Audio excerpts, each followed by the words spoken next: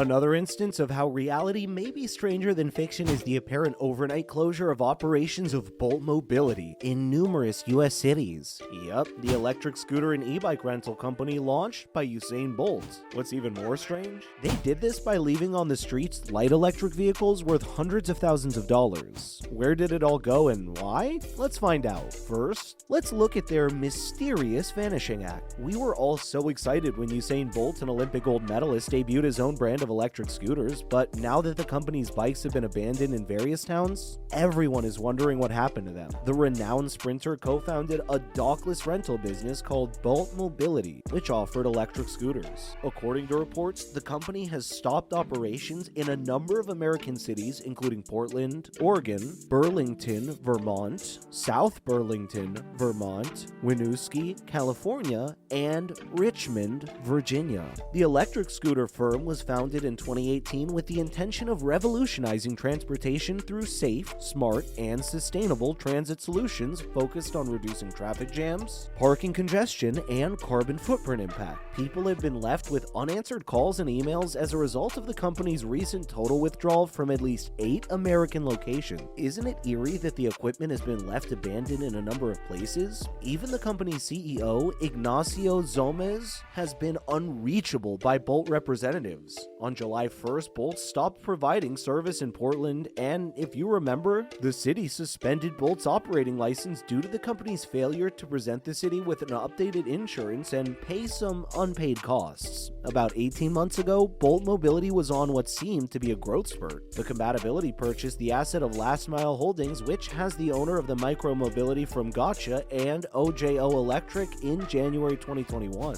Next, let's look at what possibly went wrong. Talk about vanishing without a trace at super speed. Usain Bolt's scooter business has left residents, city officials, and the internet confused. The abrupt departure left a lot of equipment behind, including motorcycles and scooters that were all in use up until recently. It makes sense to contact Bolt Mobility directly in such a circumstance, but this time, it's not so simple since all contact attempts have failed. Bolt Mobility's official website is still operational, giving the impression that everything is okay, even if that's far from the truth. Seems like nobody knows why this organization is behaving like a guy that ghosts you after a couple of dates. Now, let's find out how cities are dealing with this. Bolt expressed a commitment to continue acting as the bike share vendor in the Chittenden County, Vermont, as well as in the other cities in the state after purchasing Last Mile. The organization's license renewal for 2022 was even verified by the county's senior transportation planner. While many of us are waiting to hear from them, the business hasn't responded to any inquiries about its choice of closed shop as of yet. In terms of social media activity, Bolt Mobility last posted on June 2nd on Twitter and on June 10th on Instagram. The company's been given a deadline by Chittenden County to claim or remove the vehicles. If they fail to do so and continue to ghost us all, counties reserve the right to take possession of their bikes. According to Richmond Mayor Tom Butt's eForum, Bolt also appears to have shut operations in Richmond, California. He revealed that the company reportedly shut down without prior notice or removing their equipment from city property. They recently failed to show up for the city's monthly check-in meeting and have been inattentive to any of their customers in any of their markets. The city's putting together a plan to remove all the abandoned equipment, which includes about 250 e-bikes that were available at key locations like BART stations and the ferry terminal. The mayor also asked people not to vandalize the bikes until the city had a solution. Coming up, was it too ahead of its time? Last we heard, they released Mobility OS in an app navigation system for its e-scooters. Bolt 2, which was the second generation of scooters from Bolt, allowed a rider's smartphone to be fixed onto and charged by the scooter. It really was a feat in the market for shared scooters, since most people who ride scooters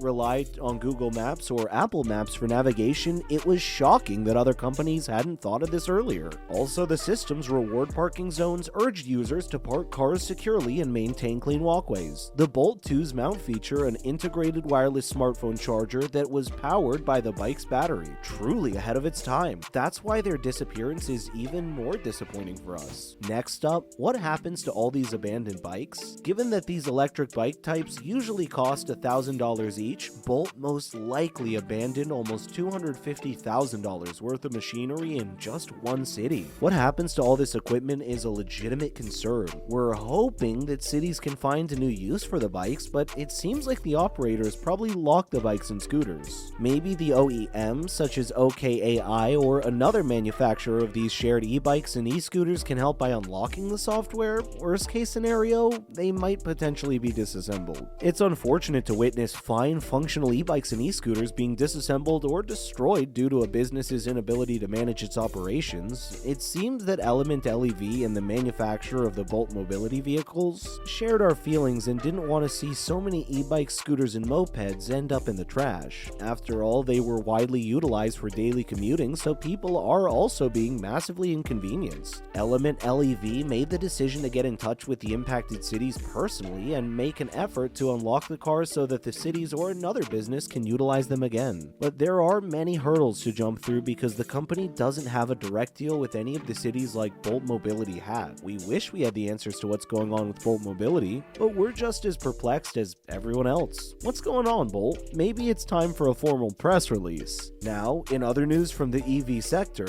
looking for other e-bike options? Maybe try the best one. A new high-powered electric motor developed by the Colorado-based manufacturer, OptiBike, is said to outperform every other e-bike motor in its weight range. The motor is known as the Motorized Bottom Bracket or OptiBike PowerStorm MBB. It's positioned as a standard bottom bracket on a bicycle directly where the pedal crank meets the frame, just like many other mid-drive motors. The OptiBike MBB in this instance claims to have a maximum power output of 2500 watts or roughly 3.3 horsepower. In the market for electric bicycles, even the continuous power level of 1.75 kilowatts or 2.3 horsepower is outpacing the competition. In order to help riders overcome challenging off-road difficulties, the 4kg motor reads the rider's pedal input and delivers much greater assistance. But the actual cherry on top? The motor claims to prevent overheating problems. It may even be more important than its raw output. According to the manufacturer, it can climb steep hills in hot weather at 1750 watts of continuous power draw without overheating. When it comes to regulatory requirements, electric motors and electric bikes sold on the US market frequency strayed from the rules, often exceeding the maximum permitted 750 watts, but the off-road certification for motors like the OptiBike MBB means that they are exempt from the 750 watt requirement. So if you're too disappointed by Bolt Mobility and looking to buy your own e-bike, this might be it. Next, Biden is into EV. Even though President Joe Biden preferred the gasoline-powered Chevrolet Corvette, he became more serious about his administration's initiatives to promote electric vehicles during his tour of the Detroit Auto Show. In 35 states, including Michigan, Biden proposed $900 million in funding for the construction of electric vehicle charging stations. It represents the first phase of a $7.5 billion project to install 500,000 charging stations around the country. When Biden said that IBEW electrical workers would install the charging stations, there was thunderous applause and a standing ovation. The Inflation Reduction Act offers incentives for both new and used EV customers and seeks to help manufacturers use existing facilities. They're also looking to establish manufacturing in the United States and grants to deploy zero-emission heavy-duty vehicles, providing additional support for electric vehicles in the country. Seems promising to us. Lastly, market revenue for e-bikes is booming. According to the most recent research analysis by Worldwide Industry Insights Incorporated, the global e-bike market is anticipated to reach a worth of $40 billion